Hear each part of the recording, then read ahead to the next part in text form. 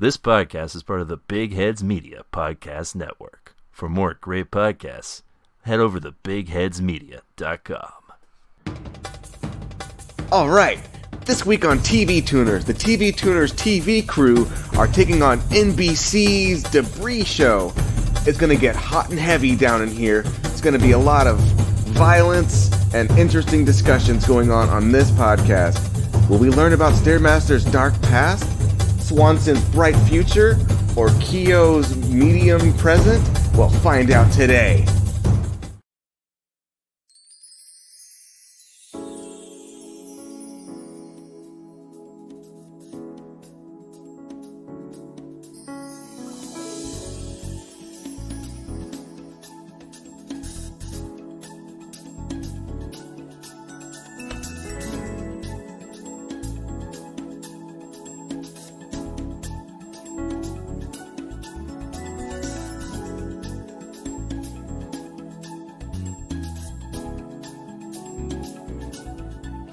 Hi there, folks, and welcome to TV Tuners. It's a television podcast for the true fanatics.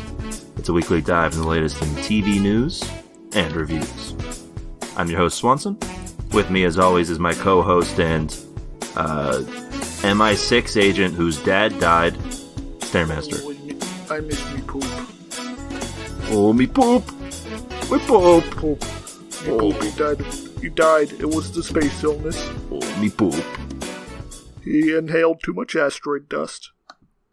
And with us, as always, of course, is our other co-host and kid who's alien debris, Kyoren. Yeah, at the circus, they got these tight ropes. They got the guys walking on with no net under it. Oh. Swanson, you alright? Yeah. Uh-oh. I'm floating. But don't worry, I'm alive. Why is the music reaching a crescendo? Cut the commercial break.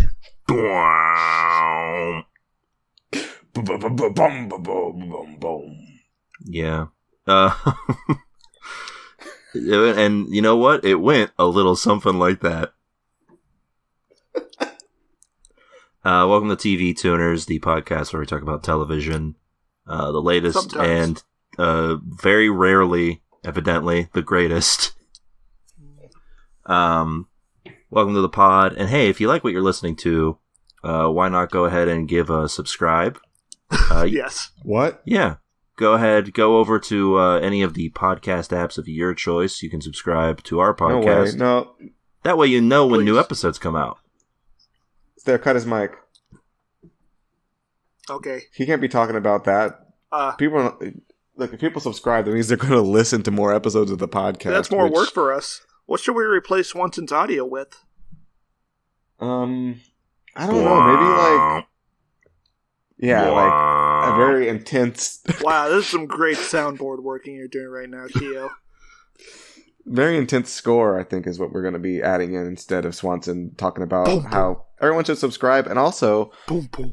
probably don't let them talk about giving us 5-star reviews on sites like iTunes, because that would really help out the pod, and we don't want that, do we? Yeah, right. Okay, so I'll get on the Swanson soundboard and we'll just simulate him. Hi, I'm Okay. Swanson. Call your mother. Yeah, That's right, Keo. When was the last time you talked to your mom? a couple of weeks ago, I guess. What Call. the fuck? Call her. Call.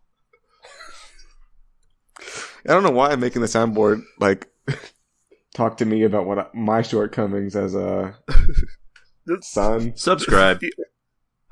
No! Damn it, I guess we'll just have Swanson back on. Oh, I know. I'm going to make him talk about the email as well. All right, how do I do this? Email I'm address. missing That's right. You're doing it out of order. All right, let me try again. Okay. All right. So, okay. How about this? tvtunerspodcast@gmail.com. Okay. Yeah, and then okay. What's that email, This Keo bit- Rain? There we go. No, you gotta explain what it's for. I don't know what it's for. How am I supposed to make him say that? That's right. I guess the. Hey guys, what's going on? Oh, How'd you get your mic back on? I just, pulled some levers.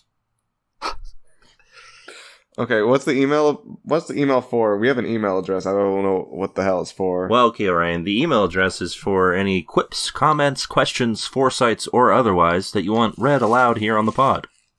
Mm-hmm. You can send them into our email address, tvtunerspodcast@gmail.com.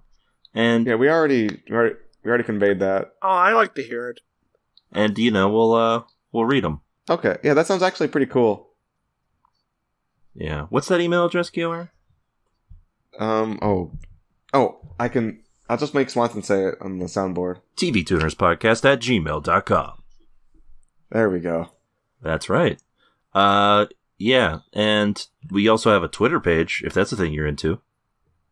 Oh, guys. Oh my god, I forgot to tell you. Uh-oh. Yes, the TV Tuners page has been banned for talking about the city of Memphis. No, I think it's back up. The problem is, you know how we have thousands of unpaid interns? Well, it's now only like 100. Well, we had thousands, but now we have 100 paid interns because the interns unioned up. Mm-hmm. After 900 of them suffocated. Well, normally I would be pro-union, but in this situation that directly affects me, I am not. Mm. And now you're going to get a lot worse service from our TV Tuners Twitter page, so you should not give that a follow. Yeah. Is what I'm getting. Yeah. They are draining our coffers. Mm-hmm. That's what you say. That's where you store your money, is in coffers. Our right? buy me a coffers, yeah. And they're just spending their whole shifts on break. Yeah, it's an anarchist nightmare. Yeah. Oh my god. The ringleader of the union ringleader, he's like in charge now. He's like dictating how the show is gonna go. He's wearing he came in the TV Tuner's office wearing a suit and gator shoes, and he had his shoes up on the desk, and he was like telling us like how things were gonna be from now on. It was crazy. He kept calling us boy. Yeah. I didn't like it. So yeah, it's like definitely just avoid the TV Tuners Twitter account. We're just gonna be probably phasing that out. It's just kind of, you know how it is. So don't go to TV Tuners on Twitter. At TV Tuners, don't go there. There's there's definitely not content there for you to look at and enjoy. Under any circumstance. Yeah, especially don't DM. Who knows what kind of stuff is going on in there. If I catch any of you guys following the account or DMing the account or even liking one of the tweets or using the secret dislike feature as well, I'm not going to be happy. Yeah. And with all of that out of the way, I guess it's time for our tweet of the week, right, Star? All right. This tweet of the week comes from Calipo at J.R. Wells, who writes, "This lady is so beautiful. Her lead character in the new series Debris. I want to marry her." And it's the lead actors from Debris making like the least attractive facial expression possible. Yeah, it's like it's like they found a picture of her like after she like ate a lemon. Yeah, it's literally like it's not even close to like a normal. Like, this isn't like a face that you picture you would post when you're trying to say someone looks good. Keo, can you describe this? It looks like she just found a dead rat. She's looking away, and it's like a mid-frame shot of her like either blinking or closing her eyes, and her mouth is just kind of not quite agape, but it's like not closed all the way. Yeah. It looks like they just they found the first picture they could find or they just paused on what they were watching and were like, you know what? This is beautiful. They were getting so worked up over her beauty, they had to like pause the show immediately, take a screen cap, and then report on this. Yeah. And I mean, listen, she is conventionally attractive, I suppose. But also not photo. Yeah, this photo is very unflattering. I think if you would stop, I think if anybody did this face, it would not look good. I think this is an op by the CIA. And what is her mean at the end of that sentence? Can you explain that for me, Stare? Huh? An op? An operation by the CIA? No, what is her? Her? I think that's just the sound he makes when he nuts. the person reading this. Okay. Yeah, that's a tune out Yeah. on this tweet. Yeah. I was gonna tune in, but then Stair mentioned that, and now I'm tuning out. The interns are not sending their best. When they send us tweets, it's not their best. Yeah, sorry. Best of luck in the future, Calipo. Alright, so let's get to, what did you guys watch this week? Anything fun? Interesting? Ooh! I started watching Cinemax's Banshee, starring Homelander. Harry Homelander from The Boys. I thought didn't you watch this already? Banshee? No, why would... Oh, was it Strike Back? The other Cinemax show? I watched an episode of Strike Back, and I'm not even sure that's Cinemax. I think that's Showtime. Maybe. I think it was a BBC for the first couple seasons anyways. So Banshee, that has like a lot of Anthony Starr getting it. Yes. He plays an ex-con jewel thief who assumes the identity of a dead sheriff. Okay, that sounds cool. And he gets into adventures that usually involve him giving people brutal MMA beatdowns. Ooh. And also there's people are having sex like every 15 minutes. Like every woman that Anthony Starr runs into. Is that a positive or negative for this program? Oh, it's cool except for when all the rapes happen. Oh. Uh-oh. And also, Deputy Commissioner Burrell's there as a guy who owns a bar and lets Anthony Starr live in his attic. And his deputy is the FBI guy from The Sopranos. Dang. It's an all-star cast. Yeah, they call it Skinemax for a reason, Kieran. Yeah, I can't recommend it if you're a warrior for Christ like I am. Also, a man's penis does get chopped off in the first season. But it's not Anthony Starr's. No, Anthony Starr chops the penis off. I don't like that. That's not a hero I can To follow. be fair, it would be something Homelander would do. Yes. Anthony Starr does say, "What the fuck are you going to do?" in this show. All right. The exact same voice. Yeah, I might have to check that out at some point in the future. Yeah. Tune in. I didn't really... Anything else there? No. Okay. I didn't really watch anything too new this week. There's a Netflix... I watched The Last Narc on Amazon. What's that? It's a documentary about how Kiki Camarena, the DEA guy who got tortured to death in Mexico by the cartels, was killed because he discovered that the cartels were part of the Iran-Contra scheme to smuggle arms. So once again, it was Ronald Reagan's fault. Yeah, and literally one of the guys interrogating him was a CIA dude who was at the testimonies. Beautiful. Yeah. Love to see it. Love to see the justice system working. Yeah. So I watched a Netflix documentary titled "Murder Among the Mormons." What's it about?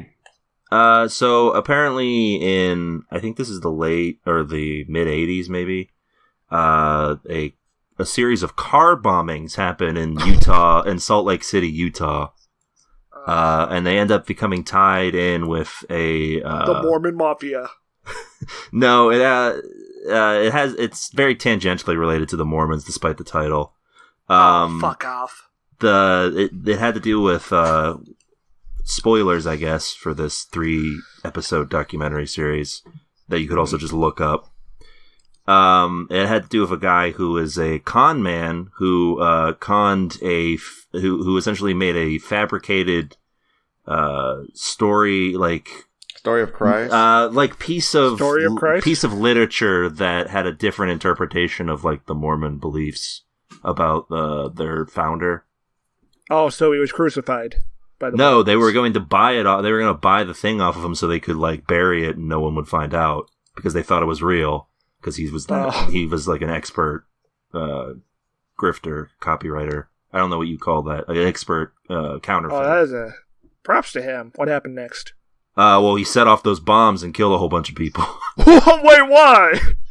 He was playing a game. He was playing the game essentially between. He owed a bunch of money to people who he had promised. I guess he had gambling debts and various other debts that he needed to pay off. How did he afford the money for bombs? Well, he made them himself because they found a copy of the Anarchist Cookbook in his house. Oh, must have been one of those ones the FBI did it right.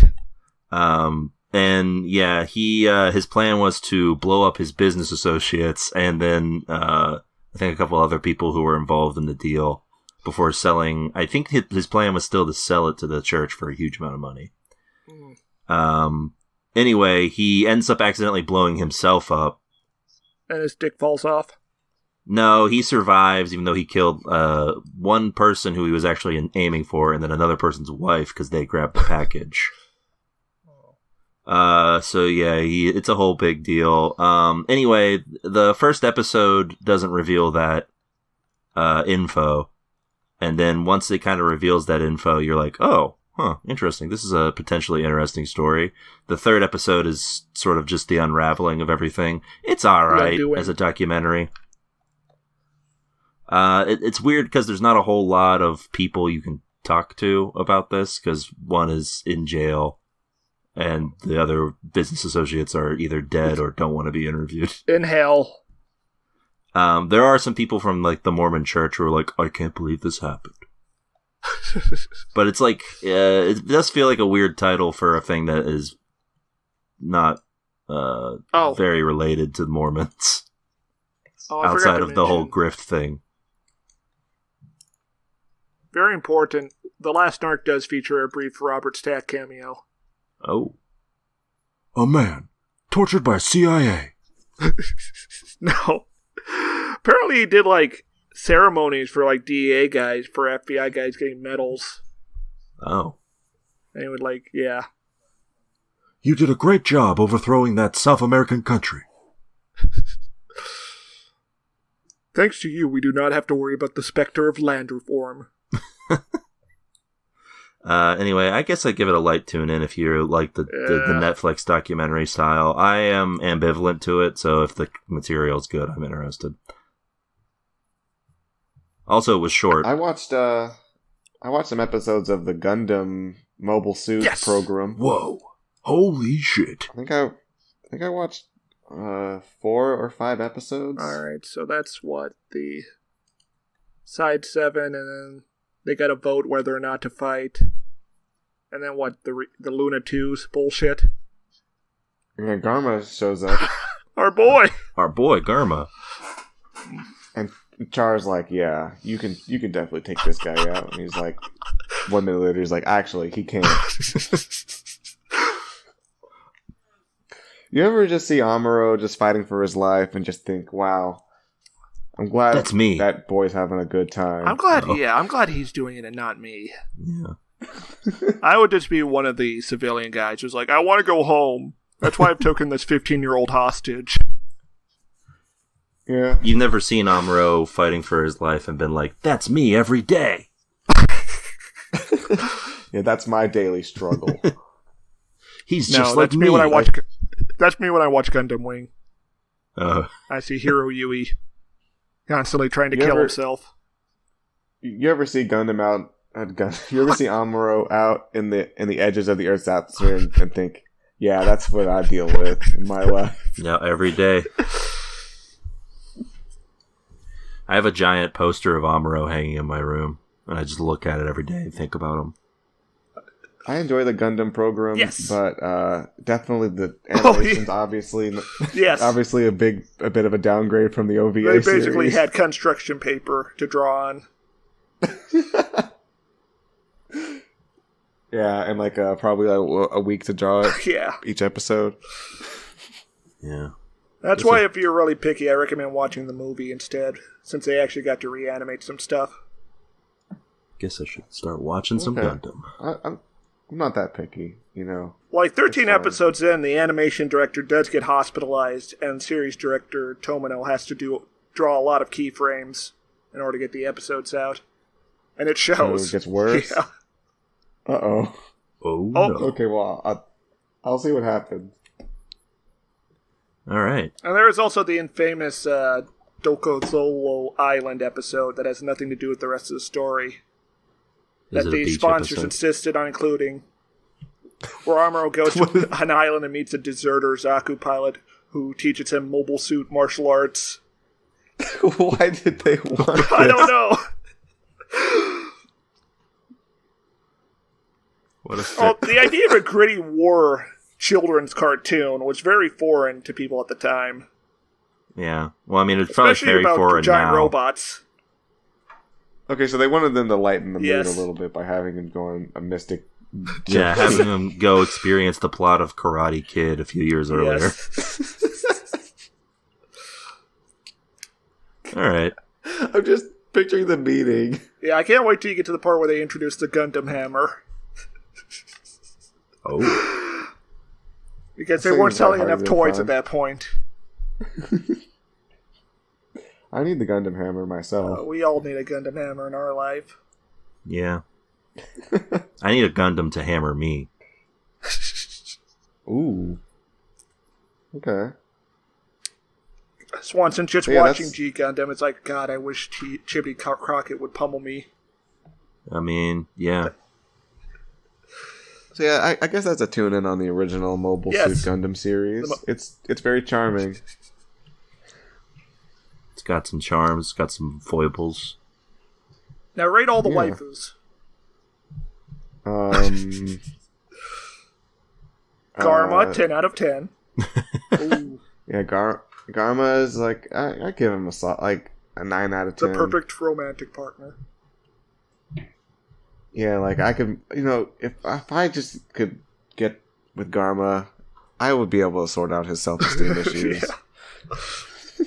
You need to stop caring about your sister so much, man. It's unseemly. Christ would not approve. Yeah, I'd be like, you know what? You don't need to, go with this zombie thing. You can do your own thing. You're a pretty cool guy. We could, hang out. You could record a podcast without Oh, no. Watson. Oh. Uh-oh. Yeah. Yeah, but it would all go disastrously wrong when you have Char as a guest. You'd be like, this has how many viewers? It's a waste of time. Interesting. He would take over the podcast. Yeah, I'd bring Char on. Garma would convince me. I'm like, I don't know, that Char guy seems like he's like planning something. He's like, no, I knew him since military academy. And then the He's my good Federation friend." attacks the studio, and you get blown up. Okay, I want to talk about something actually. This reminded me of whenever I would see Gundam on the TV as like a kid. Yeah? I would see Char Yeah. on the TV, Or Zex. and he'd be making, or is X look like Char? Yeah, and Gundam Wing. He's also... Yeah. Okay, whoever it was either Char or Zax. Whoever, I think it was Char though. Pretty sure it was Char. It's a long time ago. Mm-hmm. Understandable. Anyways, it could have been Zax. I don't know. I would see this character on the TV, like making the battle plans and like thinking about things and going about his day. I'm like, what's this guy's deal? Why is he? Why does he wear that mask? What does this figure No, want? I'm like, what's this guy's deal? He's clearly an intelligent, like thinking guy, and we're getting his perspective. Uh-huh. Why is he like a dick? Q was like, you're wasting your talents. I don't think I ever watched original series Gundam as a kid. I think the animation was like me being like, time for bed. Yeah, I think so too. It would be like the equivalent of like Yeah. when you wake up at 5 a.m. and Cartoon Network is on and they're playing like those old Hanna-Barbera shows. Yeah, was that actually on Yes. the TV program? Original Gundam was on the TV, but famously they didn't show the last 4 episodes because of 9/11. Yeah, I think it was the original Gundam because I remember this Char character and I remember just thinking like, what's this guy's deal? And then I was like, I can't follow this. I'm turning it off. The brief memories I do have of Gundam Wing do mostly involve Zex. Of course, he's basically the protagonist. Sort of like Char. I mean, he is literally a perspective character. Yeah. That makes him a protagonist. All right. Well, with all of that out of the way, I guess it's time for us to get to the rabble, huh? Oh, yes. Oh yeah, rabble. That's right. If we're like the Let's, if we're like the Gundam of TV reviews, these people are the Zaku 2s. What the hell is the rabble? The Rabble is the segment here on the show, Kyorain, where we go and we look at IMDb and Rotten Tomatoes reviews to give you a little sneak peek of the sort of consensus of the show we watched this week, Debris. Before you... Oh, that's what I... Yeah. That's why I got these reviews off of IMDb? That's right. Yeah, because, it takes us a bit before... We got a lot of stuff to get through here on the pod before we get to our main event talking about the show. So we give you a little taste, a little clue onto what we think about this show before you get our official analysis. Yeah, that's true. Correct. And there's also some light bullying involved of complete strangers. Yeah, who don't listen, I probably imagine, so it's fine. I hope not. Yeah, if they do, sorry. We're going to get into some Banshee-type situations if that happens. Actually, I think that all the reviews I picked up today are things I would highly agree with. Oh, so okay. Yeah, that's true. Probably not going to be mocking anybody today. Mm-hmm. All right, so I think... So I got two today. One of them's really short, one of them's long. Which should I start with, guys? You hit us with the short one. Okay, this is a 7 out of 10, and the title of this one is Music Needs to Go by, I wonder why you picked this. by Fast Dogs, spelled P-H-A-S-T-D-A-W-G-S, Fast Dogs. Dogs.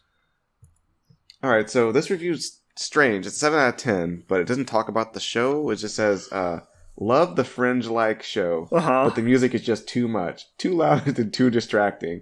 Makes it hard to watch and concentrate. Interesting that people compare this to Fringe, because I was seeing more of an X-Files thing. Well, Fringe is sort of X-Files, just with more of a linear story. It's Fringe is X-Files if it was actually interested in discovering and explaining its mythology. But yeah, I guess we have now hit a point where X-Files shows are just being referred to as another thing that was sort of like the X-Files. Rest in peace, X-Files. But yeah, I felt a little vindicated by this review, I guess, because, I don't know, I feel like a crazy person whenever I whine about these shows' music, and you guys are like, oh yeah, No, I noticed it this time. Now look at this. Okay. From the opening scene, I noticed it because there's just like Hans Zimmer level like bwomps. Like this person watched Inception and then Dunkirk and was like, you know what? That. Well, at least you can hear what people are saying in the show. Oh, well, I can't wait to get to talk about the actual show because I can spend a long time on that opening sequence. Just oh my god. Okay, who's next? Oh, okay, I'll go. My review is from Argento100, who writes, boring AF. A lot of winning sentimentalist and PC propaganda and nothing of sci-fi. It's a you said your review was coherent. Hey, that's coherent. It's just bad. And the review reads, is really, really boring. All people is just speaking of sentiments and being weak minds that want to cry. Not much sci-fi. It's just an excuse so alien tech triggers memories and sentiments. Expected something epic like Fringe. Ended up being a PC propaganda about opening to sentiments and people. 2 out of 9 people found this helpful. So... There. That was not coherent. I get what he's saying. Another comparison to Fringe there. That's very strange. Okay, Stair, explain the PC culture. I don't know, but I think he's just mad that there's feelings in this television show, and that's kind of queer with it. Also, yeah, what? Because there's like a single black character on this show?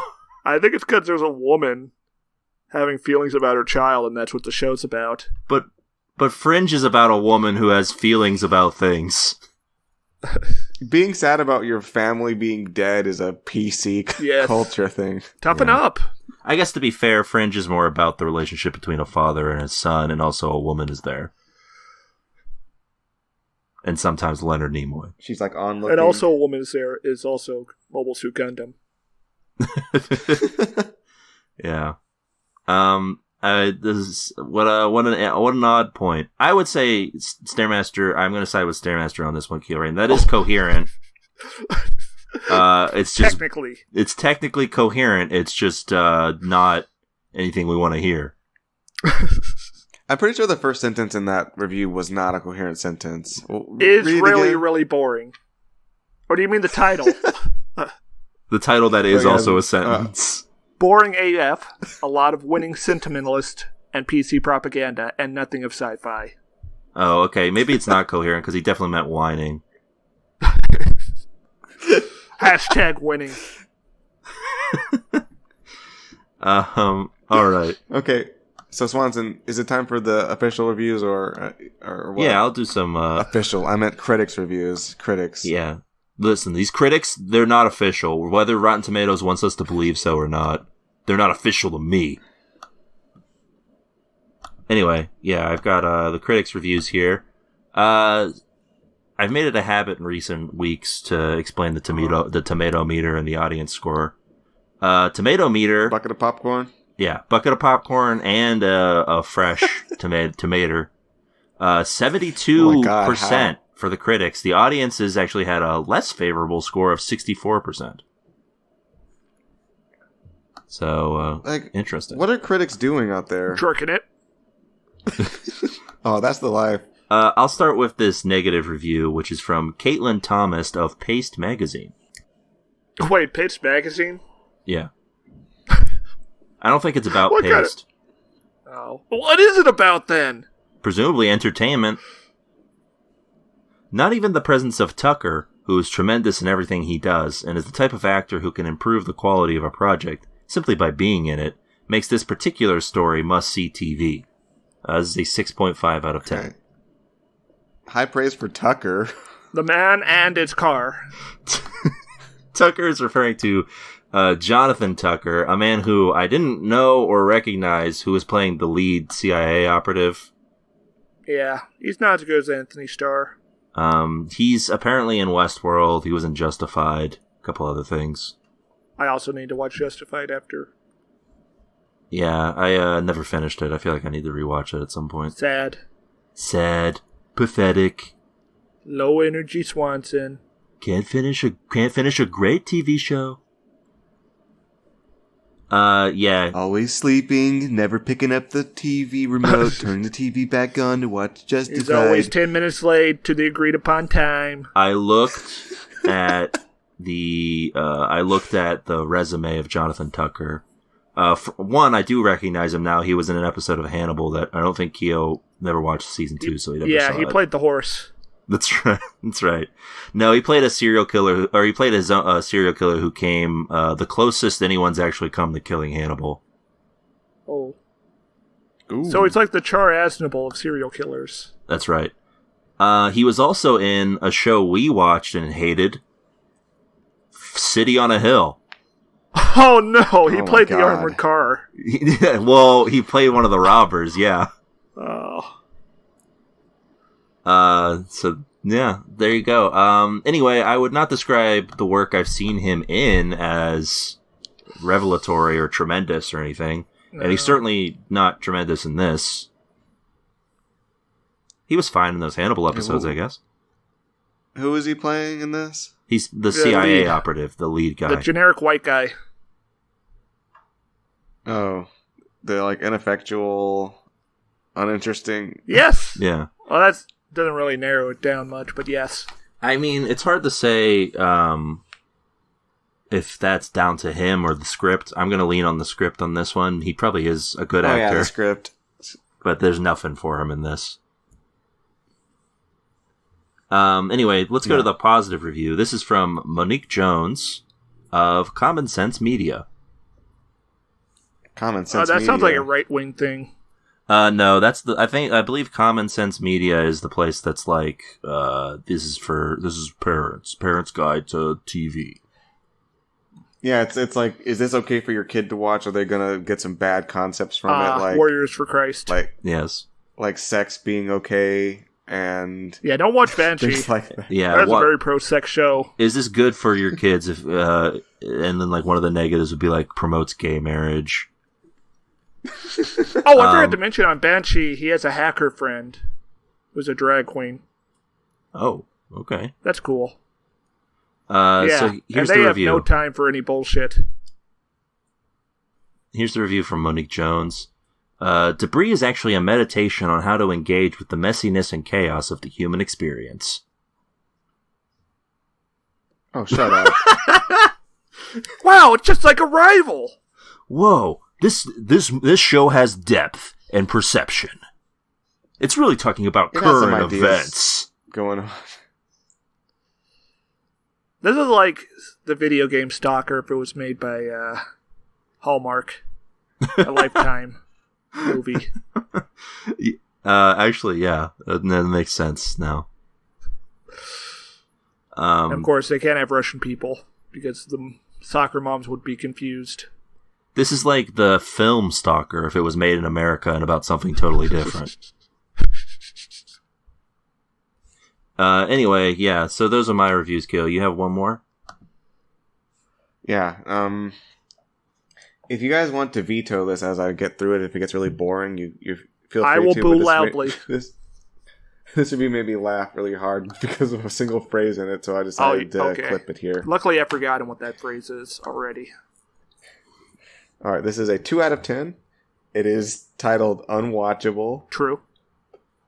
and it's by L.A. Curtis, and has a spoiler warning. I wish my name. Thanks, Curtis. I wish I was like All right, Chicago so- Ryan or something. That'll be interesting. Alright, I was interested in the show. The premise is good, but the plot holes are large enough for a whole undamaged alien craft to drift through. You could drive a truck through that. Honk honk. I know this fantasy because it involves aliens, but it also has humans who should act like humans. True. Yes. In the first scene with the debris tortilla chip, a whole response team... That's the phrase that made me laugh. A whole response team with containment equipment secures the piece. Mm-hmm. In a later scene, with a piece almost the size of a VW bug, one of the main characters interacts with it up close and personal. Surely the whole area would be cleared of unprotected personnel before it attempt to investigate its nature. Really inconsistent.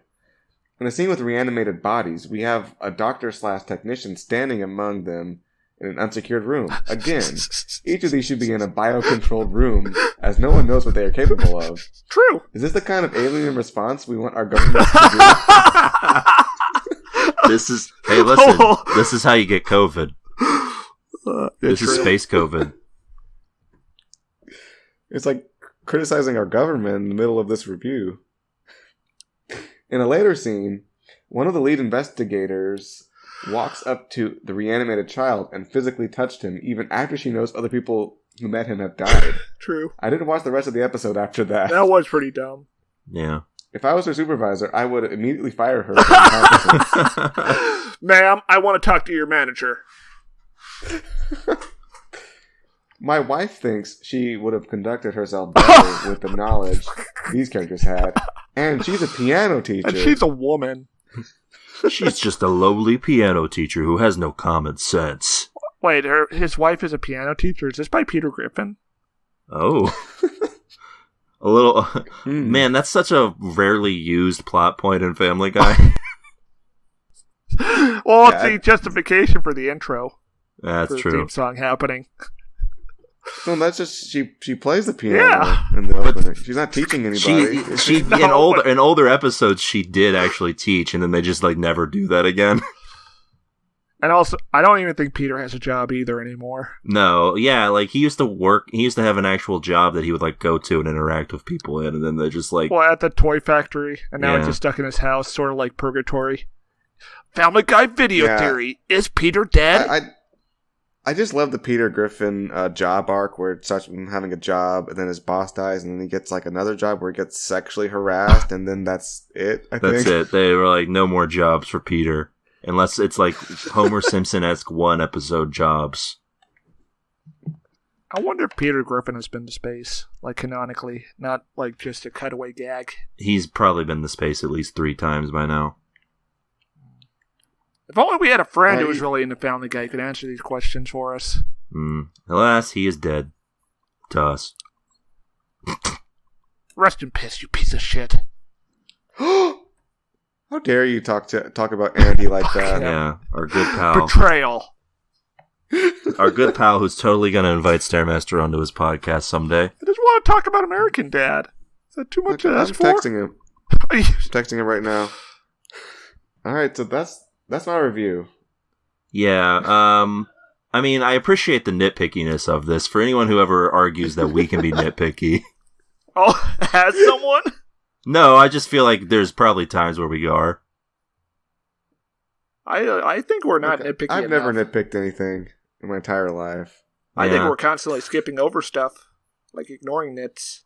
If you've watched as much garbage as we have on a consistent basis, you do sort of glaze over at the just routine sort of trash.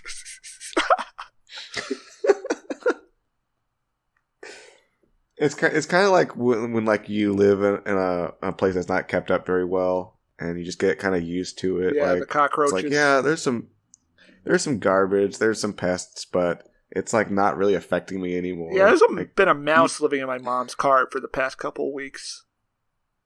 And That's a problem. Used to be distressing, but now it's just like whatever. So yes, welcome to the news. Hello. There's a program. It's very popular. You might have heard of it. You might not have, because it is a reality show. Unsolved Mysteries. No, it's The Masked Singer, of course, is what I'm talking about. Recently, they started their 5th season on the air. I actually can't believe it's been on that long. I feel ancient. The Masked Singer is a program in which, people sing in various costumes, and the judges have to like make a guess as to who it is via video clues that they get. Are they supposed to judge them? The performance? I think that, yes, they also judge the performance because someone gets eliminated each episode and then reveals who they are. So sometimes they're like, this guy's awful, but I think he's Daniel Day-Lewis, so I'm going to keep him in. Exactly. And of course, because it is a show in 2021, Ken Jeong is here. As a judge? Or a singer? I think he's a judge, I'm pretty sure. So there's contestants who all wear like weird costumes. Like this season, they have a raccoon, a snail, a Russian doll, and something that they call a robopine, which is a robot porcupine. Hold on, are they just gonna unmask the Russian doll and there'll be another costume inside? I think the speculation is that the Russian doll is like a group of people. All right, what's the news? Well, the news is that normally when people remove their masks and such, they're people, because it's like a show about people looking at stuff. Okay. Well, not so for this one. Is it Chuck E. Cheese? It's not Chuck E. Cheese, but you're not that far off. Hatsune Miku is on there? As great as that would be, it was also not Hatsune Miku. No, on the very first episode of this new season, the judges voted off Snail, who was whose top hat was removed and was revealed to be none other than Kermit the Frog. How's that work? I mean, Kermit the Frog's a person, legally speaking. Legally speaking? Like I can sue Kermit the Frog? I mean, if he killed someone, they would put him on trial. I'll make this a little. This will make a little more sense to you after I post this photo. Yeah, Ryan. No, I mean, how could you not know it's Kermit the Frog singing? Oh, yeah, that is also a very good. Well, question. they use a lot of things to like hide the vocals. Usually, there's like vocoders and various other effects that they use. So Hatsune Miku could be on this still. Yeah, still could be Hatsune Miku. I don't know if they got the Vocaloid stuff set up for English though. So you would be able to tell because she'd be the one singing in Japanese. No, they can do English. Oh. Do you want to describe this photo I posted of Snail? It's like a plastic snail. No relation to It's the got, like, snail a on our boat. Discord. Yeah, it's got like a creepily human eyes on the end of its eye stalks. Also, yeah, got, like, a a human little- mouth. I don't think... It's got a toothy maw there. And a bow tie. Yeah. And it's got like little like crystals on its shell. And I think that's brine. Yeah, he's kind of like poking out. Yeah, the Kermit's shell. there. He's just like, hey, it's me. And he was revealed to be the first non-human contestant for the Masked Singer. So this opens up a whole new avenue for the show. Anybody could be Masked Singers now. Yeah, even me. Yeah, it could be. Yeah, for all we know, Kyoran could be the Masked Singer. I bet he's Robopine. Probably. Anyway. We'll see. Oh, only time will tell. That's Metal Sonic, by the way. What? That's Metal Sonic. Robot Oh, Porcupine. man. Kia's going to be so mad when it's Robo Knuckles. And that's who the Masked Singer is? Yeah. Personally, I wouldn't have gone with Kermit. I probably would have gone with the Swedish Chef if I was going to pick someone to be the first. But who knows? It might have been more obvious. So wait, I want to go back to a topic that we kind of brushed Yes. over, didn't really talk about. This is really important. Stairmaster says that if Kermit the Frog killed someone, Kermit the Frog will be put on Well, trial. we have to also consider Kermit is very famous and rich. Oh man, is he getting away Okay, in a so white that's a- Ford Bronco? Yes. Literally OJ's Bronco. And OJ's in the seat next to him. Yeah. I don't know if you should be doing this, Kermit. And Malcolm Jamal Warner's in the back. Kermit, come on, man. Hey, Malcolm, why don't you shut the fuck up? Okay, say you're the police officer, you walk in on Kermit the Frog that's like chopping Miss Piggy to pieces. Are you gonna just blow him away? Or are you gonna handcuff him? Look, the question is like, are there like puppeteers like underneath like controlling him, or is it just literally just puppets just like in the room? I would look. There'd be a lot of questions if this was the case. Yeah, a lot of questions and not enough answers. First off, I would have to You ever- determine whether or not it's a person in a Kermit suit. Look, you ever hear the phrase "shoot first, ask questions Yeah, it's later"? let God sort them out. Well, He will know his own. it depends on where Kermit is living. If he lives in L.A., he might get shot. Because the LAPD will not put up with this sort of Well, whatever's happening. If I was the officer, Murder. the officer on the scene here, I would open fire like immediately. That does check out since you are from LA, Keo. Like, my life is in danger. Yeah. I don't know if Kermit would be tried for that. Like, what is the... How do you stop Like, this guy? Look, if you put Kermit the Frog, In a prison. in the courthouse, He's going to win over the jury. The jury's going to call it a kangaroo Yeah. court. No, you can select. You can have the Sesame Street guys on your jury. How Big Bird do would you select? No, you can't. There's no way. There's no Big Bird would acquit. No. Also, Big that's Bird a is conflict of interest. He knows Kermit. I don't think Big Bird believes in prison at all. To be honest with you. Yeah, That makes sense. last I heard, Big Bird was advocating for a prison-free state. Oh my god. I just don't like it when people are locked up. Big Bird is what They look sad behind the bars. Big Bird is what they call a real one. Oh, Gritty would probably be on the jury, I think. Oh yeah, you could probably put Gritty on there. And He also doesn't. Gritty is also a real one, so he would convict. Well, he just wants to see blood. Yeah. I think. Well, And if I was on the jury, I would definitely weigh it very carefully, see if Kermit should be locked up or not. So they should put me on that jury. yeah, it would be tough. I guess you could convict Kermit the Frog of this if you wanted to. Murder. Yeah. Murder. Of murder. Specifically murdering Miss Piggy. Yeah, because And also he's going... Who's also a person. Yeah, so this presupposes that there are two Muppets who are real live people. I would assume they're all real if one of them is real.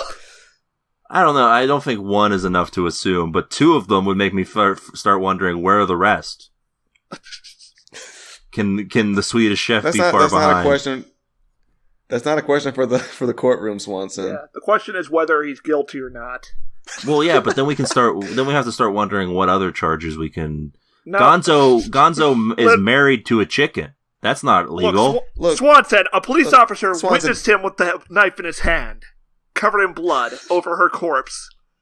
Where is the doubt? Around. Where is the doubt here? The doubt is on whether or not he's real. Look, he's at the stand. He's being questioned and answering questions. I plead the fifth. Oh, you just see in the back of the court the big red guy from Don't Hug Me, I'm Scared. You think Kermit would plead the fifth? Take him to the gallows. I think he'd have a lot to say about how he didn't do We it. learned a lot Yeah. here today, folks. And I learned a lot, too, about how murder is wrong. And it turns out the chair he's sitting in is the one from Pee-wee's Playhouse. Oh no, this is the crossover no one asked for. Yeah, Snare, you've invented a hellscape that I don't want to live in. We'll start our own wiki about this multiverse I've created. Mm-hmm. The trial Yeah, of Kermit J. Frog for the heinous murder of Miss Piggy. Yeah, we could just have like a whole wiki with every possible franchise mentioned on an article. The killing of That's Miss a legal Piggy by the history. coward Kermit J. Frog. Love is over. Yeah, like what series is the best to include in this? Like, where will we peak when we add that to the wiki? What series? Breaking Bad? Zoids. Well, one thing that we can determine is not real is The Simpsons. Mm-hmm. What? Although for a long time their ideal family life was sort of a real thing. Alleged. Is the Simpsons family model ideal? It Not was anymore. It turns out it might have been in the time of which it debuted, but according to recent studies, not anymore. Are you talking about husband, wife, and 3 kids? Yeah, Is house. that what you're- Yeah, husband, And a wife, house. 3 kids, and husband is the only one working. And also they have a rumpus room in their house. This was a study that was part of a story aired on NPR's Planet Money, examining whether or not we could consider The Simpsons a middle-class family by 2021 standards. No! Like, even Homer's Enemy, they were making fun of how ludicrous his standard of living was. Yeah. And that was like, what, 1998? 96, maybe? There's an exact shot of Homer's paycheck, apparently, in a 1996 episode that determines that he makes about, at that time, $25,000 a year. Oh! What the fuck?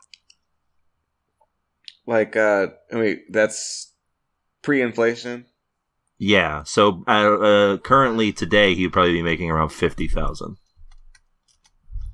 I don't even think that's middle class anymore.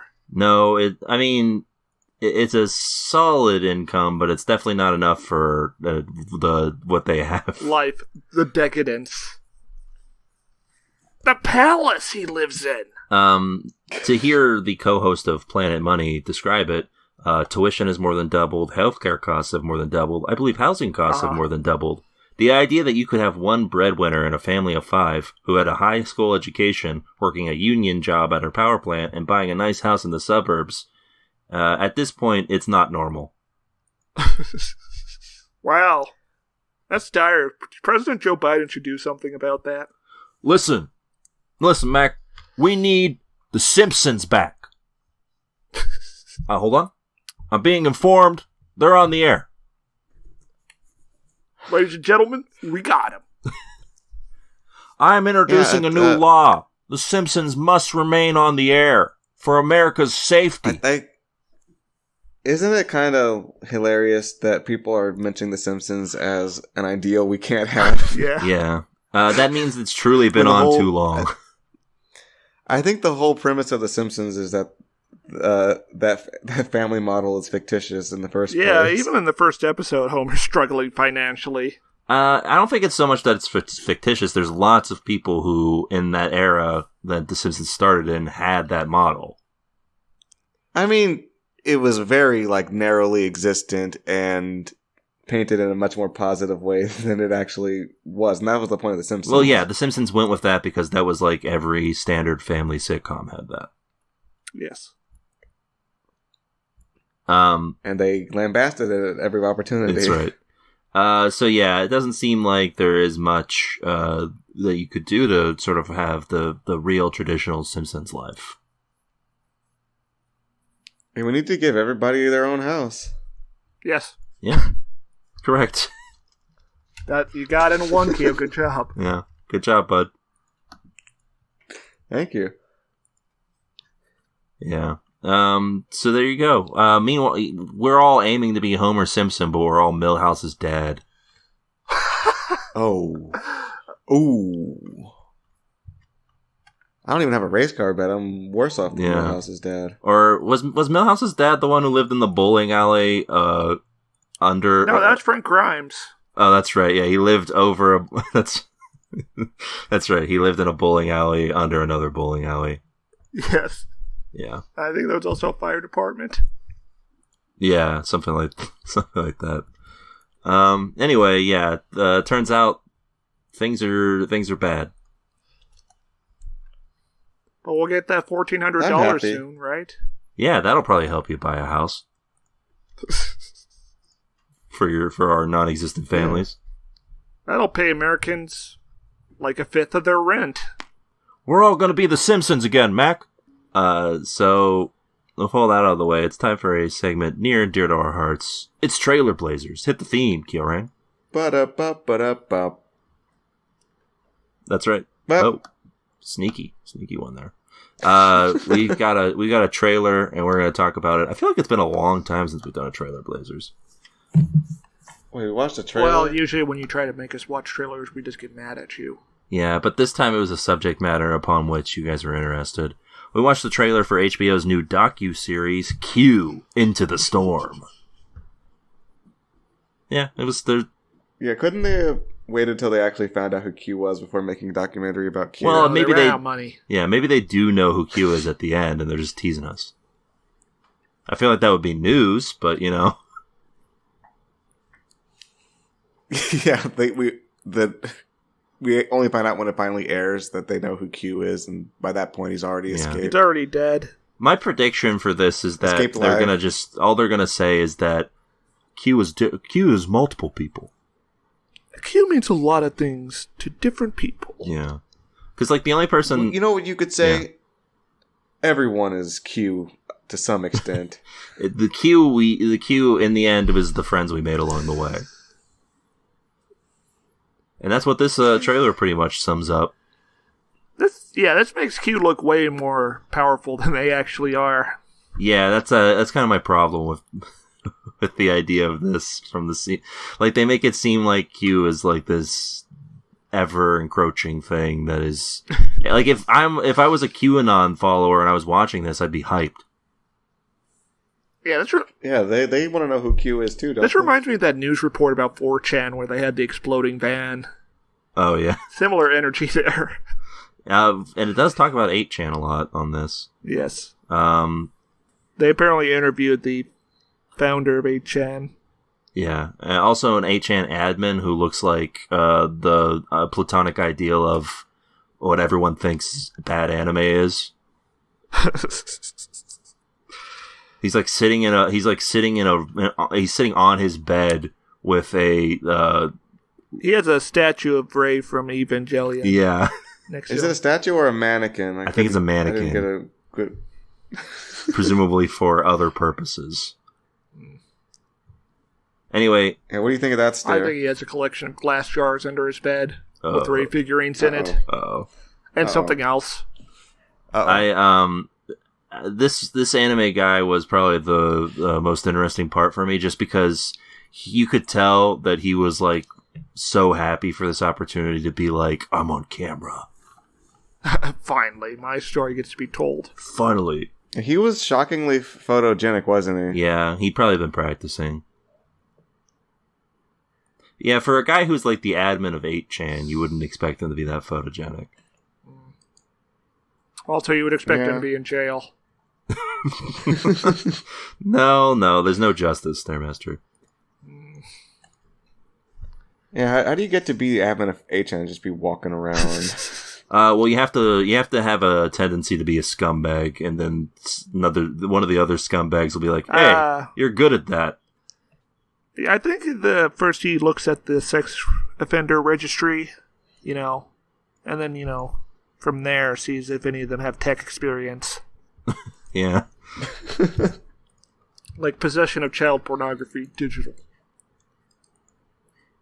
Oh, sounds like something Q should get worked on. Beautiful website that we're allowing to have talked about I think on our podcast. What country is it hosted in? I think it's like Belarus. Yeah, that would make sense. Yeah. Internet's really good. Yeah. I'm starting to think Internet makes us happier. Yeah, I think we need to get rid of it. Yeah, abolish it. Or just make internet for business purposes only. That's right, yeah. Professionals. Please. All internet should only be LinkedIn pages. Nothing else. Imagine that actually happens and they figure out how to put pornography on LinkedIn. Sounds good to me. Hey, if you know where to find the good pornography on LinkedIn, let me know. Yeah, there's only two places that are still around: OnlyFans and LinkedIn. Those are both business transactions. Yeah. That's why Pornhub has to die and OnlyFans will remain. Patreon is gone, though. Yeah, rest in peace. Well, that's because they're specifically art themed. That's true. Yeah, we don't have any patronage. Time for that. Anyway, yeah, this looks like it could be interesting, I guess. I'm probably not going to watch it. No, not funny enough. It needs to be wackier. It needs to make fun of this thing. Yeah, Eric Andre should be doing the interviews. Oh, Kraft Punk. Yeah, Kraft Punk going into search for Q, and then finding out he's Q. No, Hannibal's Q.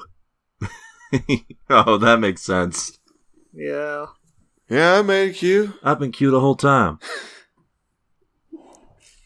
What are you going to do about Do you it? think the actual Q has made any money off of this? Well, I mean, I don't think Q is just one person, but... You gotta, if you're running this, you gotta have figured out how to make some money out of it, right? I think maybe if you say it's a bunch of people, maybe it's just a CIA. Oh, man. Why would they do that? To keep the insane people spending their energy non-productively. So you're saying the QAnon is a good It's thing? like it's like, well... Wow, we've looped around.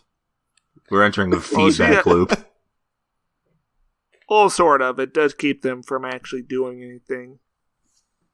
Hopefully. I don't know. Like telling them trust the plan so they just sit there. Yeah, it does keep them from doing things like inciting riots. And it does kind of desensitize people to the idea that the government is full of pedophiles. Does it? I feel like people aren't as angry about it as they should be. People are very angry about it if they're in the Q Stairmaster. Yeah. Nah, they're just performatively mad. Yeah, I think that you're kind of overblowing the whole pedophile if my thing. Facebook feed is to anything to go off of Stair, people bring up the pedophile thing a lot. They're very upset and very motivated about it when I don't really know how widespread it actually is. Yeah. It's like we know about one guy who knew some people. We don't really know what the hell happened. It's just a lot of speculation about it. Yeah, whatever. Yeah, that's my thoughts too. All right. Yeah, whenever I'm looking at the bleak horizon, I'm thinking just like, whatever, dude. Like, What am I supposed to do with this? Yeah, just get out, just get it over with already. What does God want me to do with this knowledge? All right. Well, look forward to that sometime in the future that we probably won't cover. And with all that out of the way, I guess it's time for our main event, huh? What's that? We watched the show, and now we're going to talk about it. Dubois. NBC's Dubois. Debris. Deborah. Debris. Debris follows the lives of two agents from two different continents who must work together to investigate when wreckage from a destroyed... Two different continents. One's American, one's English. Yeah, Shut like, the fuck up. what a strange way to describe that. When wreckage from a destroyed alien spaceship has mysterious effects on humankind. Did Debris leave you in one pieces? piece, or did it break you apart? All right. Can we talk about that opening sequence now? Finally. Yeah, go ahead. All right. What the hell was that? They open with like some crime guys Yes. Yeah. meeting like at a hotel room That's or right. something. One of them, by the way, Kyorain, And- the aforementioned in our previous episode, Scroobius Pip. Whoa! Wow. Really? And Yeah, because he's the guy who shows up again later in the episode. as soon as these guys are on screen, we're getting like this intense music, like the craziest thing is going down as they just sit down and exchange some money and then start running around. Like the somewhere, moment doing the some moment kind I of, noticed it is when the government forces show up, and then it just starts going like don't brrr. Like we're supposed to get real hype because It's like- Pete government is here. it's like we're getting really hyped because we saw a black vehicle drive drive next to the Yeah. We sidewalk. love our cops, our military. And we get this, like, was this even story relevant other than the fact that it involved one of the Doritos? It is. I think it is supposed to be setting up whatever the grand myth arc is for this dumb show, because this guy who, one of the guys that is talking with this guy before he jumps to his death, is, like I said, is Scroobius Pip, who is playing a character who in the Wikipedia is referred to as Anson Ash. That's a Gundam name. Yeah, he's apparently going to be some mysterious figure, I guess. So he also shows up later in a pointless scene. Ominous beard man. Yeah. So we get no context for these guys. We have no investment in what they're doing, but we're supposed to be hyped for this scene where they're like running around doing something. Yeah, the music demands it of us. I have a bit of The music is so loud that we can barely hear them talking over it. I've mentioned earlier when we were talking about the rabble that this is like the worst imitation of Hans Zimmer that you could do. I feel like, listen, Hans Zimmer has made some good music, but I feel like the vast majority of it has sort of just ruined all other scores. Like the blomp is everywhere, and it is always bad. We need to bring back Danny Elfman. Yeah, bring him back. And I mean, if you're gonna put like some intense, crazy music, put it for like, use it sparingly. Put it for like an actual crazy moment that the audience is supposed to understand is crazy. Yeah. Don't use the music to tell us that it's crazy, because that's really lazy. There's no craziness happening in this episode at all. Like, this chase is the closest thing we get to an action scene. It's true. Yeah, and what this actually isn't even really a chase. It's just a bunch of lads awkwardly running away. Like, they're just sort of speed walking. Yeah, the action is completely meaningless to us because we don't know what their motives are, we don't know what their goal is, and we don't know what the stakes They're are. bad guys. They're selling the chip. So Scroobius and his Why? associate, For money. they get away via Why? methods. It could be exchanged for goods and services. So the premise of this show is establishing that these little debris pieces are apparently contain high monetary value on the black market, but we don't explore that in the first episode. Why? Well, you gotta spend 40 minutes establishing their magic. Yeah. Even though we already see them teleporting. We see an event that establishes exactly what they are, but they do it under the pretense of some guys doing crime when they could have just shown us something mundane happening, and then the crazy thing happens. Why don't you just open up with the quote unquote mom with her kid? Because TV shows can't be episodic anymore, Swanson, and they don't want people to think it's going to be episodic, so they got to have the myth arc right off the hook with the Scroobius Pip. Yeah, like it would have like. This show is trying very hard. There were a lot of Fringe comparisons, but Stairmaster is right. This is way more X-Files than Fringe. Because you got two agents who aren't supposed to get along, except the problem being that these two have zero chemistry. Oh yeah, this is boring though. Yeah, this is like there's no character here. There's a built-in from the pilot episode of X-Files. There's a built-in. One believes in aliens, the other doesn't, sort of struggle. But you can't do that because the aliens are real. But yeah, like, you can't have, like, one believes that this is real and the other one doesn't because it's, like, widely government believes it wholeheartedly.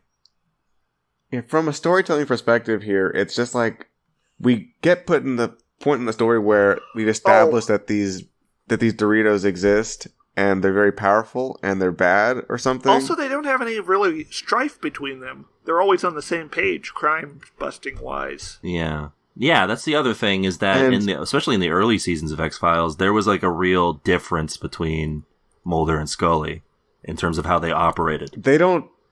Neither of them has a distinct personality at all. Give me Jack Bauer putting a gun in his partner's face. Yeah, like, one of them should be a loose cannon.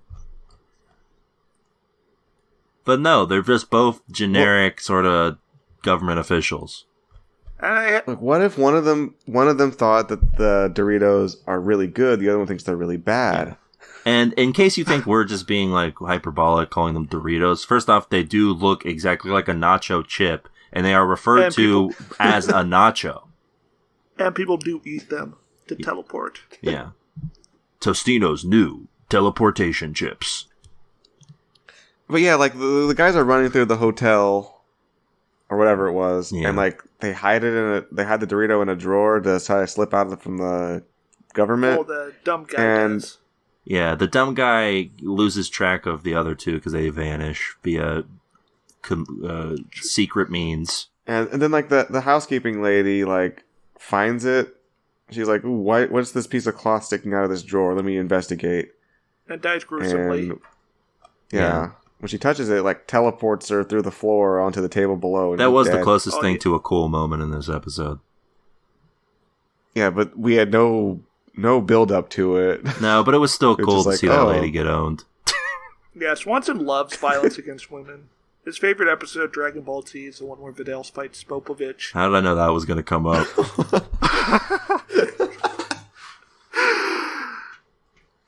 Stairs always talking about Spopovich. It's fucked up. I like the worst part. The worst part of that is that it doesn't do it. Basically, like, first of all, Vidal never fights again after that, so it just ends her character. Yeah, actually, similar to that fight, this thing doesn't actually have anything to do with the plot. Yeah. Because they move on from it after the opening credits. Yeah, it's just there to show, like, the Dorito can kill people and to kill off a woman. And that's it. So really, the show itself is Spopovich. Yeah. So yeah, we get introduced to our two leads who are real cool, totally awesome. They have tons of personality. White guy is in. His name is Brian, apparently. You couldn't have told me either of their names. You could have made up a name and I would have believed it. Chicago Brian. You could have had like this. You could have had the same guy 3 times for all 3 named characters, and we would have been like, okay, yeah. Same thing. There's only 4 main cast members, by the way. Doesn't he have a boss who looks just like him in the show? Or Wait, there's four distinct characters in this? There's 4 main characters, including Scroobius Pip. So there's Gotcha. the other guy who I mentioned last week, Norbert Leo Butz. He plays the CIA guy's boss. And then of course it's our 2 leads. What else? Finola, who is the British operative, and Brian. So they managed to take this premise of like crazy artifacts falling from the heavens and make it into like a really stock procedural. Yeah, it's not even like, it doesn't follow the procedural of X-Files even. It feels more like it's a Criminal Minds or like NCIS Yeah, it's type more like of Criminal feel. Minds. It's like they found the corpses and they need to figure out what Dorito. Yeah, caused right this. down to like the second act break is when you see the murderer get ready to murder again. Like they do the same thing here with this alien kid who's like kidnaps that other lady, essentially. The only difference is that we don't get a scene of the debris listening to like old timey 50s music, so you know he's possessed by the devil. Yeah. And they also don't call they don't call it an unsub or anything. They don't have like a quirky. They don't have an autistic guy on their roll. Yeah, that we know of. Maybe in season 2. Yeah, when they get more of a budget, yeah. I think the greatest offense in this show is they don't have any characters. Like if it had a goth girl, I would have been interested. Yeah, like even those shows at least have the decency to like. They have the decency to do one of 2 things at the very least. Either they have at least like one quirky character, so you're not just looking at a bunch of dour white people the entire time. Or 2, they like sprinkle in some jokes once in a while, so we can actually have like something going on here other than just this self-serious bullshit. No, you can't laugh. This is about the feeling of loss a mother has for her child and how that becomes a vampire on them all. Yeah, whatever.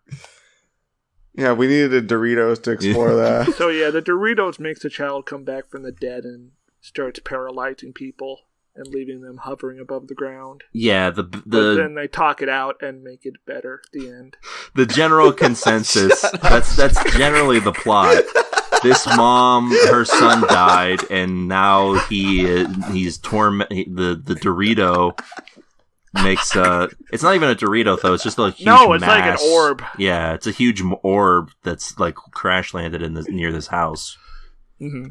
It's got Doritos on it though. Yeah, it's creating it's creating body tornadoes. Yeah, her grief embodies this son, and this son is like killing a bunch of random people and bringing the corpses near them and making like a tornado for reasons. Yeah, like it's not okay. like they don't. The premise is so thin that they can't explain why these things are happening, what they do. It's just alien magic. Yeah, in a better show, that would have been a really cool image, a corpse tornado, but no. It's not even corpses, it's just basically people who are asleep for the moment until we talk it out, I guess. There's also, it happens, I think by my count, 3 times in this episode, where either both of the main characters or one of them takes some time out of their busy day trying to solve this debris Corpse situation. mystery. Yeah, this corpse mystery. And to explain their backstory. Oh yeah, we forgot to talk about the exposition. This is like especially in the beginning, this is literally info dump the show. Like right after they get to they're done with the hotel bullshit, the British lady calls her boss and she explains the geopolitical situation. Yeah. Yeah, that's that age-old struggle between the US and the UK. Never on the same page, those guys. As you know, America has its own agency and their own initiatives, their own desires that they act on, so you gotta keep an eye on them. It was bold of them to assume that the UK government would be competent enough to do this on its own. Or exist. Yeah. Like, the moment a debris starts falling in the sky, I feel like the UK government would just collapse. It'd be like Death Race 2000. Yeah, Boris Johnson would just shrug and, run away. Okay, here's the other thing that we don't explore in this show, which is kind of important world building, is what kind of effect is the debris having on society? Like, you wouldn't have Democrats or Republicans anymore. You'd have 2 parties based on the debris question. Yeah, you'd have debris and anti-debris. You'd have a guy. Yeah, You'd have a guy running for president saying it should be legal to fuck the debris because it gives you powers. And it is Donald Trump. Listen, I'm just saying we should try seeing what happens when we have sex with the debris. Listen, we know if you put it in your body, you get powers. So what if you nut on it? What if you make it impregnated? We could have a godchild. Okay, that's the thing, is that they have a brief scene in the show where they explore the concept of the debris being good, but it's like brushed over at like two seconds.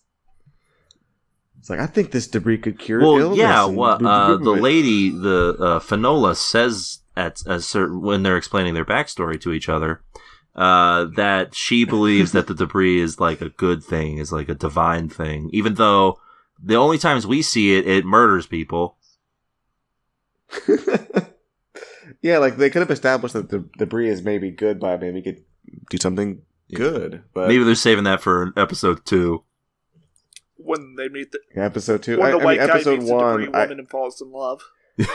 You could kind of argue that the debris helped people to deal with grief. Only one person, the rest of them just got fucking like not even murdered.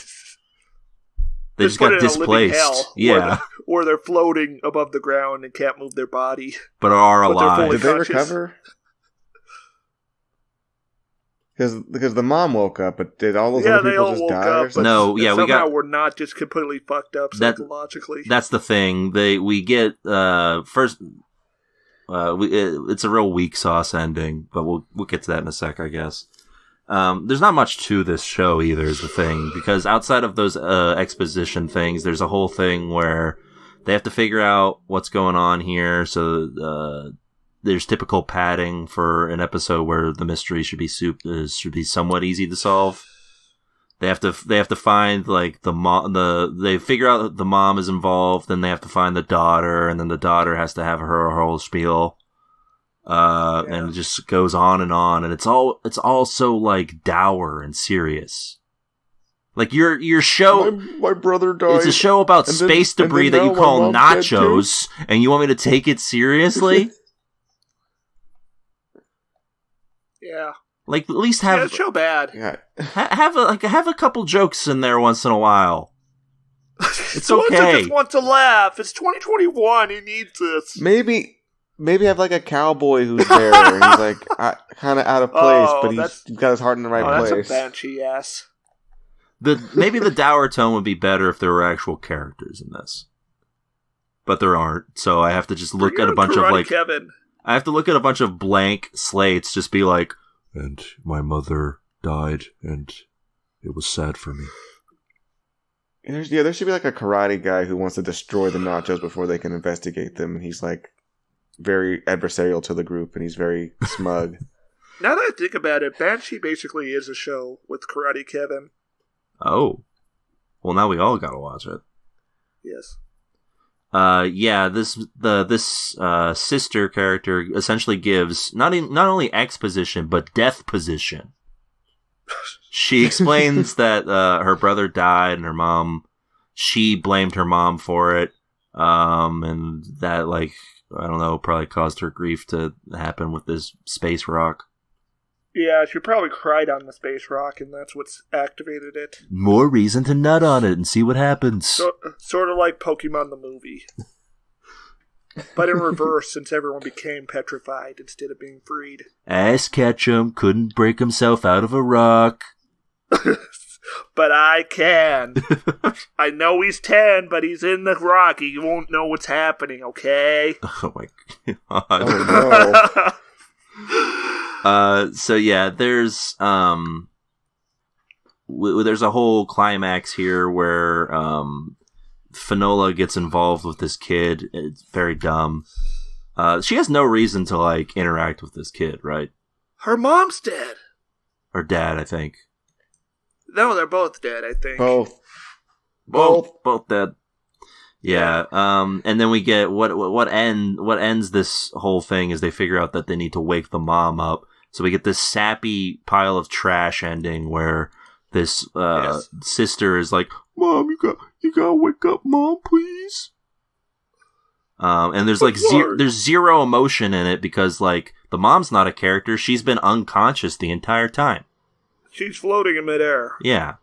Yeah, we had no investment in this story arc of getting over grief, except for sheer empathy, right? Yeah, like I lost that a long time ago. They're really hoping that the adage that a human being could empathize with a pencil is correct. Because that's essentially what the mother is. It's just a floating pencil. True. And yeah, then, this show sucks. as if that wasn't enough, we get the weak sauce ending of everyone's still alive. Hey, it's all good. Hey, you know what? It's all good. Yeah, the Dorito that we hyped up to be this deadly force of nature or whatever, actually, it just kind of like helped this girl deal with grief. That's And the worst. the message here is that Doritos are actually good. Yeah, it turns out the Doritos are great. What do you think the Dorito tastes like? Don't they have black Doritos? Do they? They might. Yeah. I know they have black tortilla chips. Those are like organic. I think they would not taste good. They taste fine. No, I mean the space chips. Oh. No, they taste fine. I just ate one. Oh. Swanson, where are you going? Bye. So, the black Doritos are apparently like a Japan thing. Oh, Doritos Black. If they're real. I don't know if these are real. I looked it up. What flavor are they? They seem fake to me. I don't know. It's in Japanese. It has a vampire on the Oh, that sounds fake. If only Elle was here, she could read like half of it. Yeah, or she could pronounce half of it. Our good friend Elgato. Let's see. This is on there's a Time magazine article about it. Has Japan gone too far? Now you can fend off vampires with black garlic Doritos. Oh, no. Well, that's a tune-out for me on this and the TV show we just watched. Well, we don't even. That's not even the actual ending because we have to get like I don't care. meta The plot end. stuff where he talks with his CIA boss and his boss is like, "I have secrets and you're gonna keep them from your friend." And he's like, yeah, whatever. But who cares? Swanson, Swanson, just shut up. Nobody gives a shit. all right. Fuck off. Okay, bye. Yeah, that's a tune in. Yeah, that's a tune-in from me. I can't wait to see where they go with the crazy space stuff next. That corpse tornado was so cool. Yeah, they're gonna do some wild stuff next episode. They might even have man, what if they have like a jetpack? Oh or my something? god, that'd be awesome. Like the jetpack just shoots out dust. Ship dust. Yeah. I think Swanson left. Yeah, well, we told him to. I told him to stop talking. Well, same thing. Anyway, that's a tune out from me. Yeah, of course. Yeah. Yeah, it's no good. This just sucked.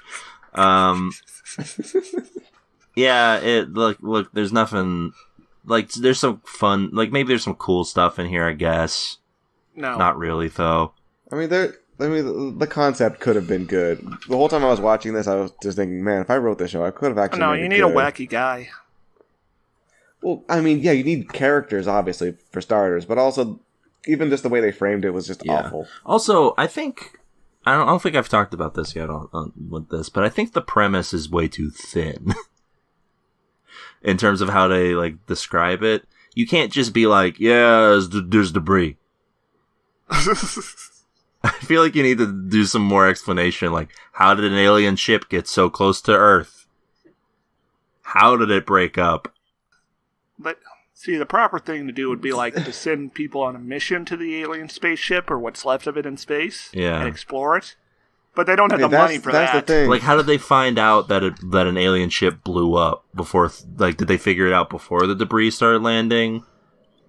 Well, that's the thing, is that they put us at the very wrong moment in the timeline for this story.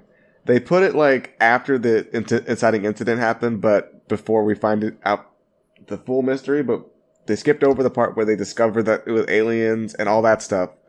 And on top of that, they don't even show a different society. It's just like... No, they don't have the money. Basically, they don't need money to establish those you have things. to hire Tara. extra actors to show... You have to have a political plot line, which means actors, sets... That's true. This definitely feels like a COVID-19 sort of production era. Oh, yes. I don't think you need extra actors. They had plenty of actors that they involved in this story that were just sleeping or whatever. Yeah. And it turns out I was correct. The majority of the pilot was filmed across the United States due to COVID-19. Yeah. Good night. So there you go, everybody. That's the end of TV tuners, but I think Swanson has a thing about how he can give us money.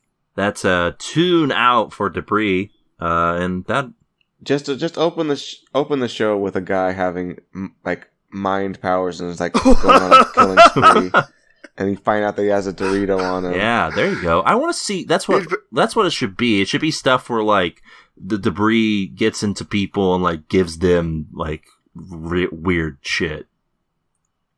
We need to see like that. That's a good first episode. There is like a dude is just like doing like mind stuff or like moving things with his hands.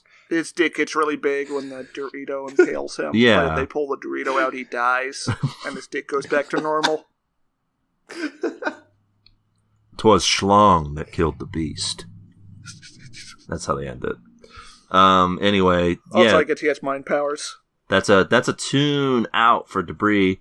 That's about it for this week's episode of the show. But hey, listen, we've been doing some bonus episodes here and there, and if you are interested in those, or perhaps interested in hearing us talk about something that you really want us to talk about, well, you can go do that by going over to buymeacoffee.com/TVTuners and requesting your very own personal bonus episode. And by personal, I of course mean everyone else can also hear it. Yeah, these are not exclusive. We will not do your personalized ASMR role plays. And the copies are just like pouring in on here. People are just... My lap is golden! Yeah. Yeah, we're really getting a busy schedule here. So every single coffee that you buy for us gives you one thing that you can request for us to discuss here on the pod. We're currently about to wrap up our Gundam The Origin miniseries before heading out to greener pastures, such as doing a miniseries on Gilmore Girls. We're going to be talking about a Estonian film. We've got recommendation for a Canadian animated program called Redwall. Some other stuff. That's the other wall Trump built. Yeah, that's right. Tons of stuff on there, and you can go over there, buymeacoffee.com/TVTuners. And with all that out of the way, I guess that's about it. We'll be back next week with more TV goodness. Until then, keep watching. Bye. It's over. I found him. Hey folks, time for the TV Tuners Denver fact of the week. Did you know that a Dorito fell into the city of Denver and Stairmaster found it and he's keeping it a secret from us? Shut up.